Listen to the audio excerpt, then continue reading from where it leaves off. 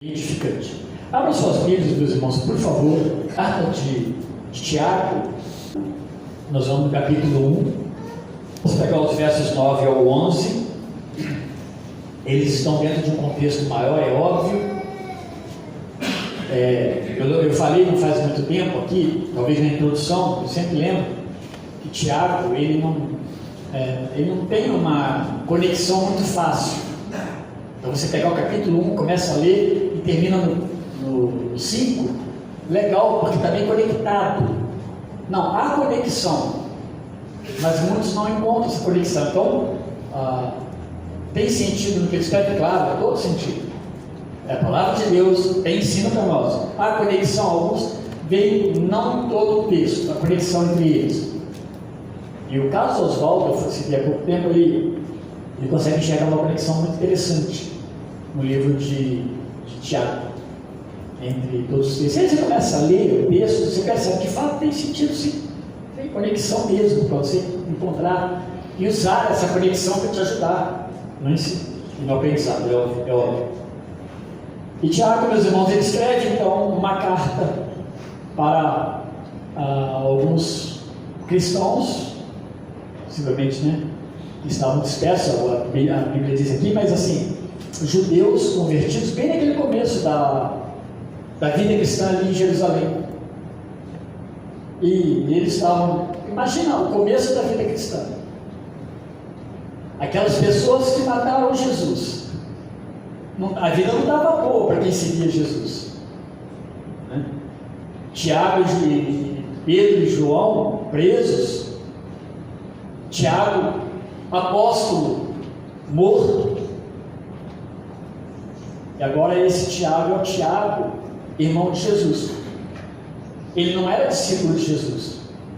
O pastor Fábio pregou semana passada, assim como Lucas não fazia parte dos apóstolos, né? Esse Tiago também não é um apóstolo. Ele é o irmão de Jesus. Alguns chamam de meio-irmão. Mas que Jesus veio do céu e nasceu de Maria pelo poder do Espírito Santo. E ele se converte em que situação então? Porque eles não gostavam do que Jesus fazia. Eles não seguiam Jesus. Mas a Bíblia diz que eles converte certamente na ressurreição de Cristo.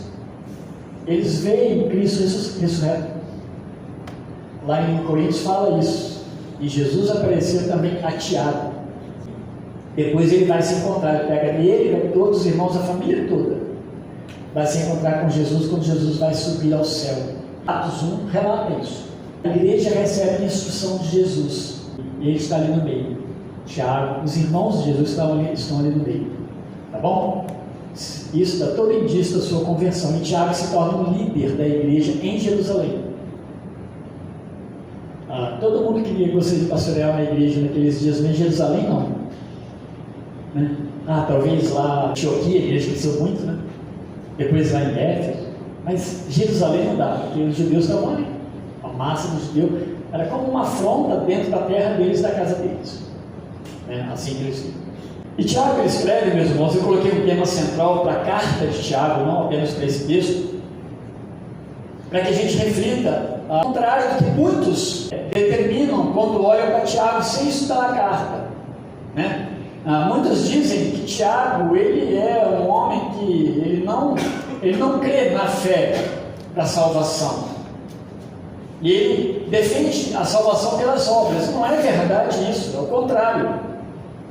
Mas as pessoas comparam Tiago com Paulo, e quando comparam com Paulo trabalha a justificação pela fé e tudo assim, pela graça e salvos. E olha, Tiago não escreveu com o propósito de defender uma teologia de fé.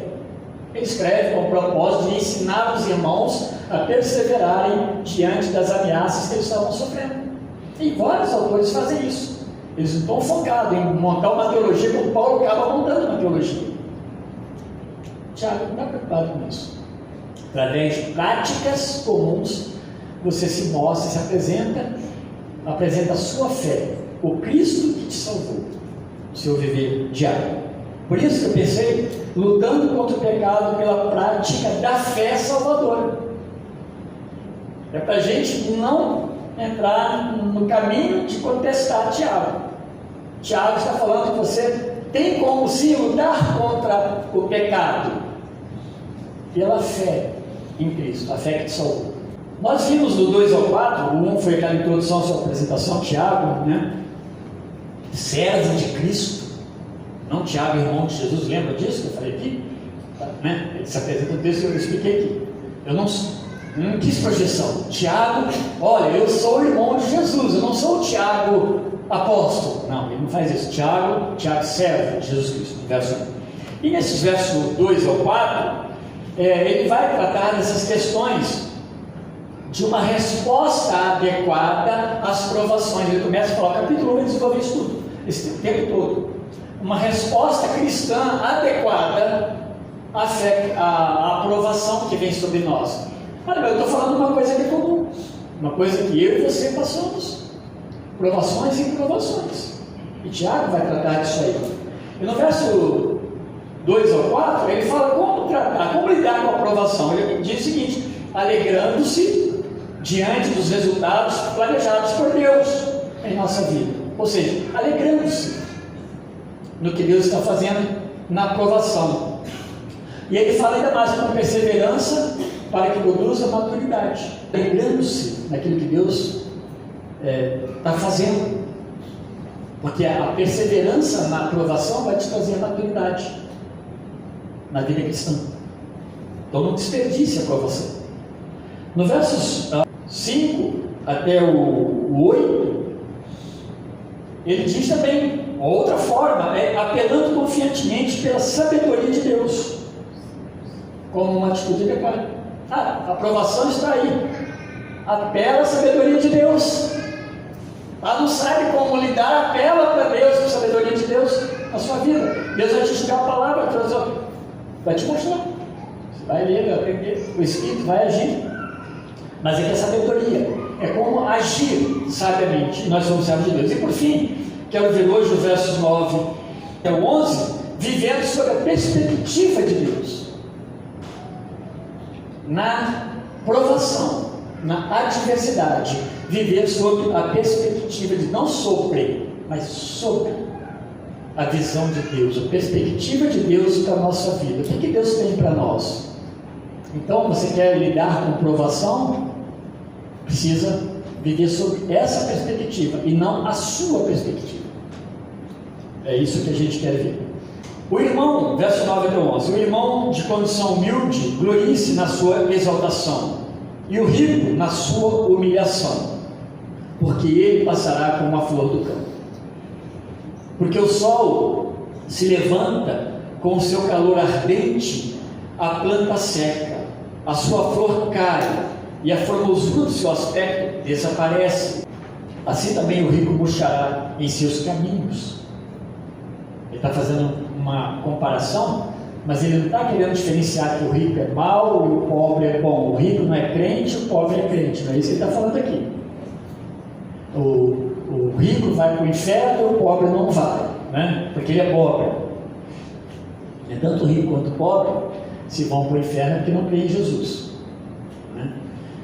Mas ele não está defendendo isso, mas está mostrando alguns aspectos que são importantes para a gente entender. Nós estamos lidando com provação. A provação, ela precisa ser um motivo de oração a Deus por sabedoria. A gente até falou um ponto disso aqui, agora há pouco. Precisamos orar. Você já percebeu como é difícil lidar com adversidade? É difícil, tem umas que parecem mais fáceis. Normalmente nós nem queremos confrontos. E a gente precisa de fato de sabedoria. Mas precisa ser vivida, a aprovação precisa ser passada, vivida por cada cristão em temor a Deus, não longe de Deus, mas na condição em que você se encontra. Então vou dar um exemplo aqui que vale a pena a gente pensar, me veio agora. Quantas pessoas que querem resolver problemas mudando de vida, né? mudando de casa, mudando de estado? Vou dar um exemplo. Mudando de roupa, não é verdade? Comprar uma roupa nova, tudo vai passar na minha vida, tudo vai melhorar. Eu vou dar uma levantada, afinal de contas eu mereço, né? Não se muda, não se resolve, porque o que acontece? É aquela história, o Dave Harvey, ele fala que é como que você varre o pecado para debaixo do tapete, o pecado do casal, o pecado do ódio, da ira, muitas vezes varrendo para debaixo do tapete. Antes um dia, isso vai vir à tona, vai aparecer. Tá? É na forma como você se encontra, e nesse contexto aqui que Tiago está falando, pobre ou rico, tá? Ele dá algumas ideias, tem algumas dúvidas com relação quando ele se refere ao rico, mas eu vou dar algumas ideias para os irmãos.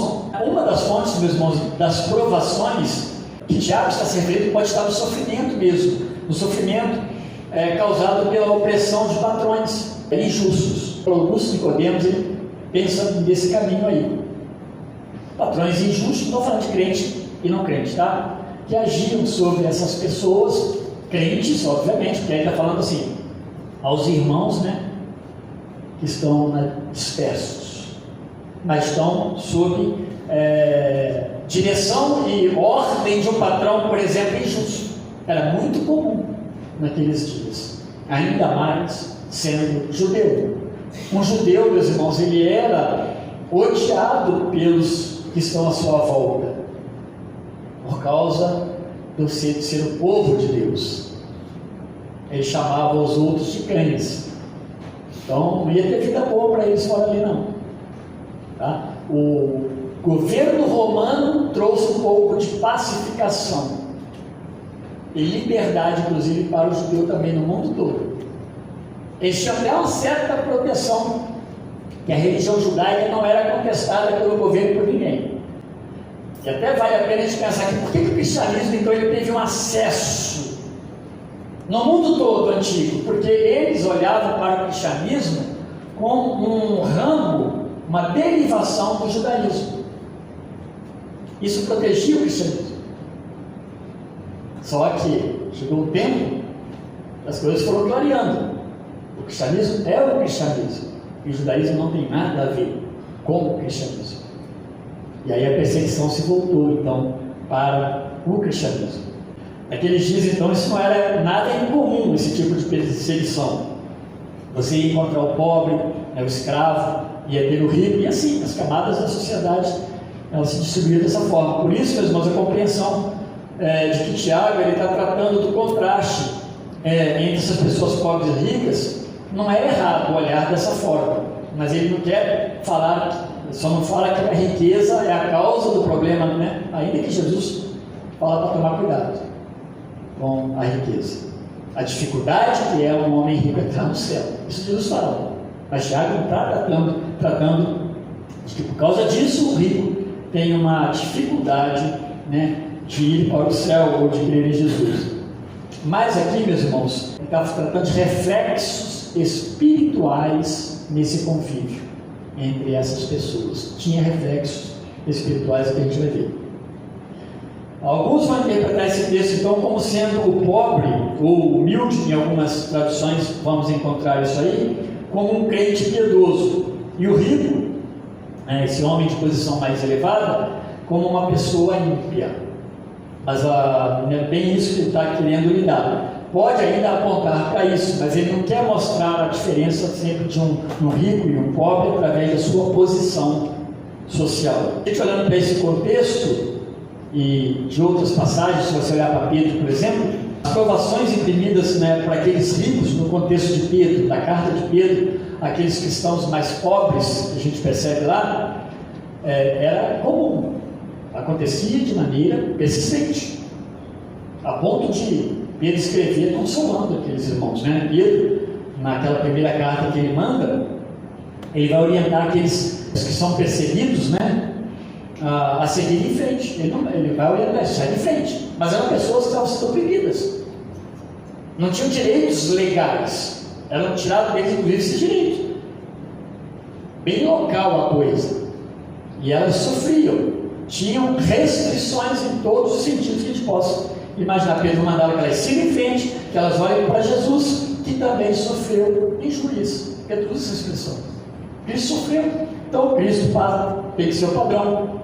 E Pedro, meus irmãos, ele acrescenta naquele contexto também de perseguição, de pobre, de rico, que eles atentassem ainda, não se esquecessem de atentar para aquele resultado que é o resultado final da redenção nossa. O resultado final da redenção é a esperança eterna. Pedro aponta muito para isso. Olhem para Jesus, né? E olhem também o seu sofrimento, e olhem também pela sua providência redentiva, que vai se fechar eternamente, né? Vocês são privilegiados, aquelas pessoas não são enganadas, elas são aqui consoladas como cristãos. Pedro não resolveu o problema deles físico. Pedro os levou a olhar para Jesus Cristo. É na condição então que se encontra. E Tiago, meus irmãos, ele dá uma série de dicas aqui. Nós falamos um pouco delas, né? Motivo de alegria. Na aprovação tem um motivo como ela, como motivo de alegria na vida de vocês. Vai produzir perseverança e maturidade. Peça sabedoria a Deus diante das provações e está ensinando como lidar com elas. Talvez você não tenha nenhum tipo de provação. Eu acho muito difícil, né? Mas se tem, precisa aprender a lidar à luz do Evangelho e fugir de você mesmo, das suas soluções passageiras, que normalmente envolve um alívio temporário. E agora ele está falando, nesses versos 9 a 11, sobre a perspectiva de Deus. Na verdade, quando você se alegra, quando você busca sabedoria, você está olhando para o Senhor. Mas muitas vezes, meus irmãos, nós tomamos os nossos caminhos. Nós vamos em médicos, nós vamos em pessoas, nós queremos que o nosso desejo seja satisfeito muitas vezes, diante das provações. Não sei se vocês me entendem. Mas a provação, muitas vezes, ela dá no fato de que Deus está te dizendo que alguma coisa não pode. O conselho que Deus vai nos dar, e agora estou apontando para o Senhor, nem sempre vai ser o que nós gostaríamos. Nós queríamos uma coisa mais leve e mais propícia para mim. Mas o mais leve e propício para você é o que Deus determina.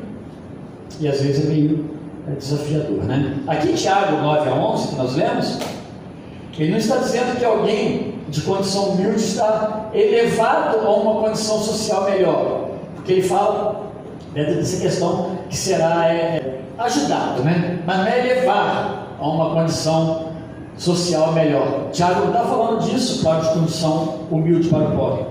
Ele está falando de pessoas verdadeiramente convertidas a Jesus Cristo, né? Pessoas que servem a Cristo, mas eles estão sofrendo de alguma forma algum tipo de injustiça na sua condição simples de ser, de viver. E a gente sabe que é muito mais fácil para alguém que tem condição mais pobre, mais a acessibilidade é mais difícil. Isso sempre existiu, enquanto o mundo for mundo.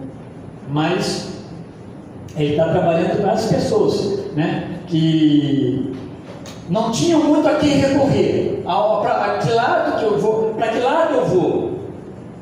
Mas eles falam que vai ser elevado a uma posição de glória para essas pessoas, cristãs que amam a Deus, mas que não sabem agora lidar com essas adversidades.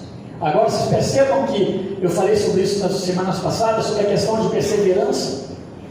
A perseverança que nos ensina a esperar e a aprender em Deus. E nós perdemos muitas oportunidades de aprender com Deus quando nós nos antecipamos às coisas, fora do tempo do Senhor, quando nós resolvemos do nosso jeito, né?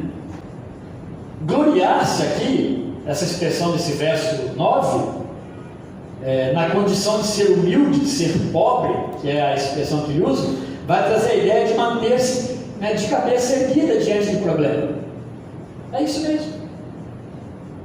A palavra, até, meus irmãos, no grego, ela traz o sentido de pescoço, que é para firmar, manter firme diante, e aqui o sentido é esse, diante de Deus. É manter-se firme, consistente.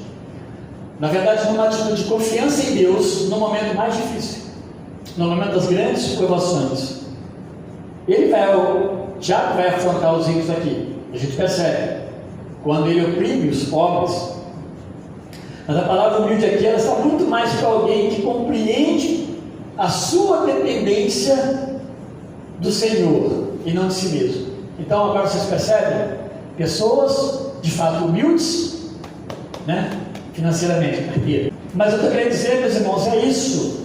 Tiago, usado por Deus, está falando de ele suportar isso de forma confiável em Deus, na sua condição humilde. Deus vai cuidar de você. Deus vai te dar a saída. Deus vai te dar a fuga que você precisa. Não a fuga do problema, mas a solução que você precisa para isso. E não busque em si mesmo. Esse é o sentido do humilde esperar. Dessa forma, meus irmãos, por maior que seja então a adversidade, Deus vai dominar o seu coração e com certeza as suas intenções. Você não vai agir de uma forma intempestiva, afoito. Você não vai dar ouvido às circunstâncias na hora da provação. Circunstância é um perigo. Consegue viver em paz, porque o seu exterior, ele não mudou, ele não atacou o seu interior, porque o seu interior pertence a Deus. Tiago está falando então com quem? Com pessoas crentes, que sofrem humilhações de todo tipo, mas que não seriam atingidas no seu coração, naquilo que Cristo já fez na sua vida. Então, nas suas perspectivas, na sua esperança, na sua fé, Tiago está dizendo assim: mantém o pescoço firme, mantenha a fé em Deus, mantenha a sua confiança no Senhor. Ele usa a expressão fé aqui, tá? A emoção da pessoa, dado o problema que ela passa, não sufocou a fé que ela possui em Jesus Cristo. Então, isso é importante. Essa exaltação, então, é de natureza espiritual, é o que Deus faz nesse momento de perseguição. É um cuidado de Deus nesse momento. É o cuidar de Deus nesse tempo que você está passando. Glorie-se naquilo que Deus está fazendo na sua condição de sofrimento. Isso não serve, claro, a aplicação aqui é um contexto, mas é para mim e para você. Porque a provação não vem só para pobres, para Deus, vem para todos, pobres como nós, pessoas simples, todas as classes. E como lidar com isso? Esse cuidado então de Deus, ele começa aqui na nossa vida presente. Eu digo que Deus consola, ele se faz presente em nós. Aliás, lemos o Salmo 139. Você não tem como fugir de Deus, Que maravilha isso. Alguns não gostariam disso, mas nós não temos como fugir de Deus. Que bom, que é um Deus onipresente e onisciente. Então Deus, meus irmãos, ele vai cuidar desse presente com a presença e o consolo dele, mas ele conduz até o futuro, uma condição eterna. Deus estará cuidando de todos nós. Ele sacudia então aqueles irmãos se gloriar nessa realidade de Deus na vida deles desde já. Que se eu falasse para os irmãos, ou talvez se a Bíblia falasse para nós que a nossa alegria em Deus será apenas na eternidade, então agora não tem jeito, Deus não está presente. O sofrimento significa que você está sem Deus. É uma mentira, porque Deus está presente no nosso sofrimento, em todo o nosso viver, e estará eternamente. Portanto, uma boa frase seria, para definir esse verso, glorie-se, irmão abatido, quando Deus o exaltar. Então Deus vai cuidar de você. Talvez quando você clamar a Deus, talvez com sabedoria buscar em Deus a saída e perseverar, Deus vai estar cuidando da sua condição que você está. E essa então seria a forma sábia de alegrar-se nas provações, viver dentro dessa expectativa de Deus e não a nossa expectativa. Senão a gente começa a medir, eu sofro. Claro que eu sofro, porque eu sou pobre. É claro que a minha vida é mais difícil, porque eu não tenho uma casa. É claro que tudo para mim é pior, porque eu não tenho nem um carro. Olha, eu posso dizer com certeza que essa não é a preocupação de Deus das nossas vidas. É algo muito vendido, no meio evangélico. Mas não é a preocupação de Deus, se é que Deus tem preocupação. É a sua alma, na condição em que você se encontra. Então, meus irmãos, exaltação, glória, é algo promovido por Deus. E nós não conseguimos chegar nesse ponto por nós mesmos. É Deus que promove qualquer tipo de exaltação, de consolo, de conforto, de acerto em nós. Por fim, Deus vai consolar-nos e nós vamos continuar. Só Deus sabe de tudo isso. Mas requer, meus irmãos, com certeza o coração dominado, dirigido pelo Espírito Santo de Deus, que vai promover na sua vida perseverança, paciência e, olha, uma maturidade incomum. Você não vai encontrar em outro lugar, Deus vai te dar. Tiago, então, está ensinando sobre essa reação, seja emocional, espiritual, do cristão diante das adversidades que chegam na sua casa, bate na sua porta.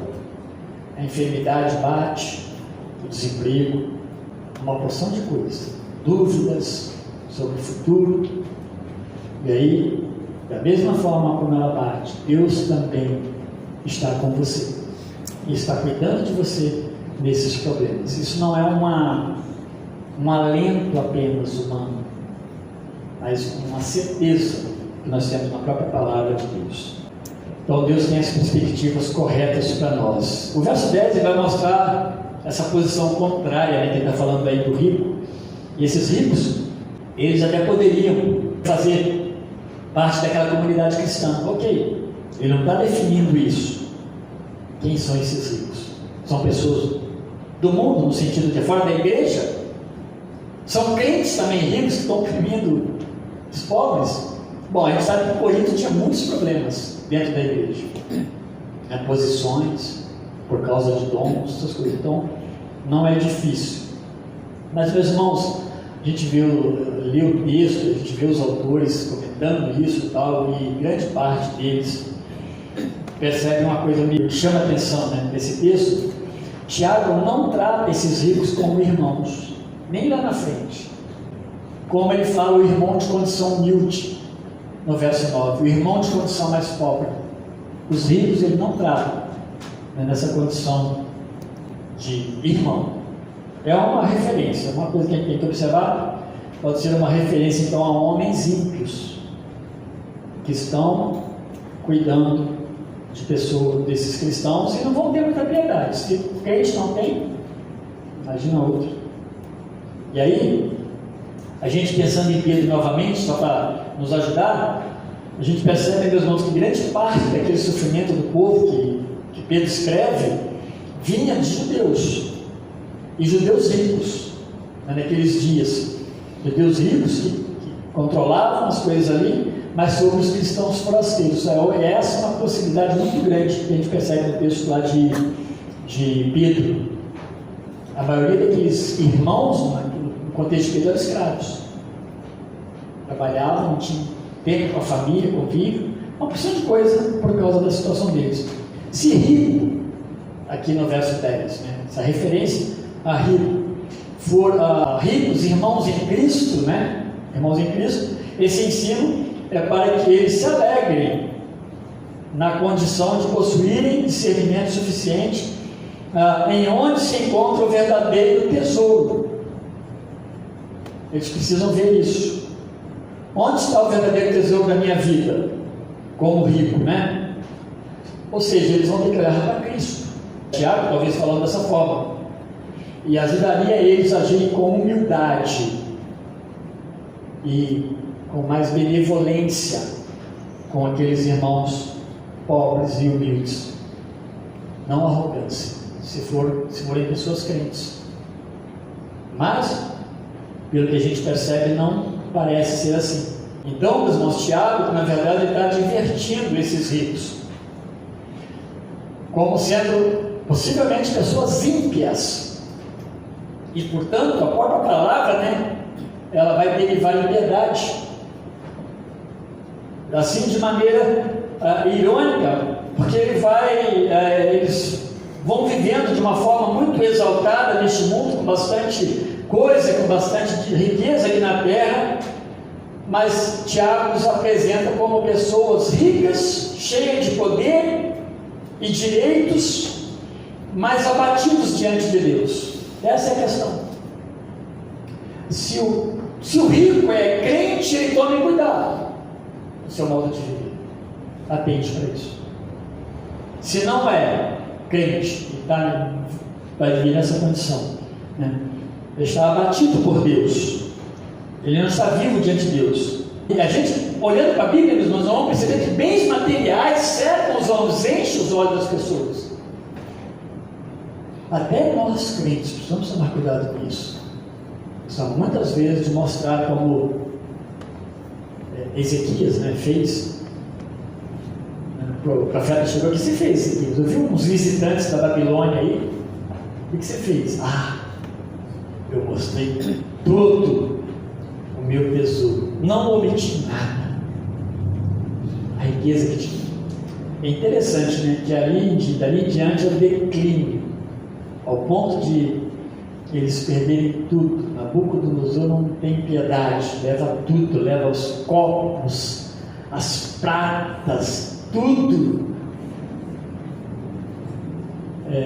Isso é perigoso quando nós agimos assim. Bens materiais tendem a encher muitas vezes nossos olhos, e não são eles que ditam a nossa vida.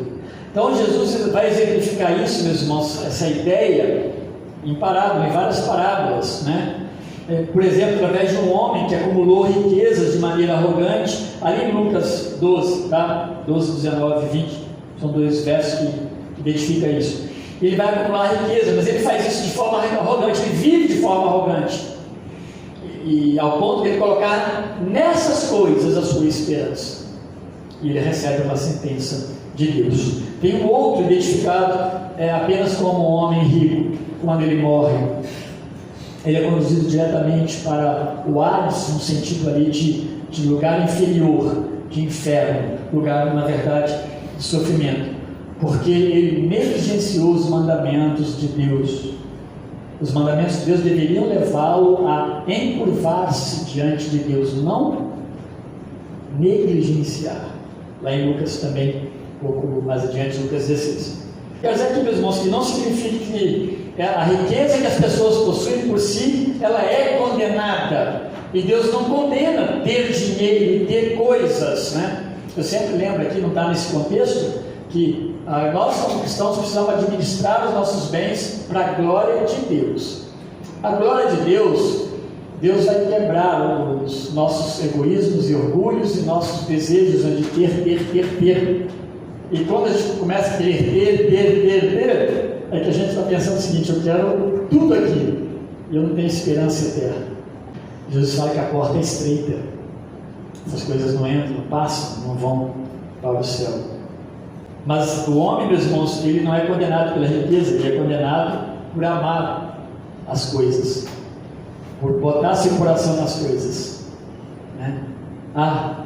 Não dá para eu fazer isso porque eu tenho que fazer aquilo, né? De repente aquilo é uma coisa, isso é uma coisa necessária no reino de Deus, aquilo é uma coisa desnecessária, mais para o meu próprio ego e satisfação. A questão de posição diante de Deus, viver na perspectiva de Deus, da forma como você se encontra. Isso tem a ver, meus irmãos, pegando Paulo aqui, pleno contentamento do Senhor, pleno contentamento em Deus. Tiago, ele está querendo trabalhar isso, né? Toma cuidado, rico, né? Toma cuidado. E você, pobre, né? Se alegre nessa condição, é que Deus te exalta. Tiago está falando para o pobre que se completa em Deus, então tem essa conotação espiritual. O pobre que na sua pobreza não consegue ter as coisas do rico, mas se alegra plenamente em Deus e se satisfaz totalmente no Senhor. E eu quero terminar, partindo, né, para esse final, que muitos, às vezes até por muito pouco, têm trocado essa alegria. Olha que interessante, né, a gente falar alegria da aprovação. Porque ele fala para alegrar-se na aprovação. Tem trocado a alegria da aprovação, tem trocado a oportunidade de uma vida sábia, de buscar sabedoria, né, diante de Deus e em Deus. Muitos têm perdido essa oportunidade diante das provações e tem buscado nas coisas ilusórias mesmo. A ideia é que aonde nós estamos, isso quer dizer que nós não podemos melhorar de vida, e claro, desejamos, buscamos, fazemos concursos, não tem nada errado nessas coisas. Essas coisas não podem dominar a nossa vida, elas não podem ser maior do que o Cristo que nos salvou e conduz a nossa vida. As pessoas trocam por flashes, né, que eu gosto de usar essa expressão, flashes de ilusão, luzes rápidas que passam. Por causa disso que ele compara a pessoa do rico com a flor do campo. Ele termina, né, falando disso aí, que de uma maneira muito rápida, ele diz aí, o texto passa da beleza da vida para a aterrorizante, né, aparência de morte. Não dá para falar que morto é bonito, né? A gente até fala um pouquinho, assim, olha, que ele estava bonito, foi bem cuidado, mas vai todo dia ver na forma como ele se encontra. Não vai ser assim, porque Deus já não está mais lidando, ele um dia vai ressuscitar esse corpo, esse pó, mas o Espírito vai para Deus, perdeu a vida, né? É assim a beleza de alguém que não espera em Deus, não é consolado por Deus.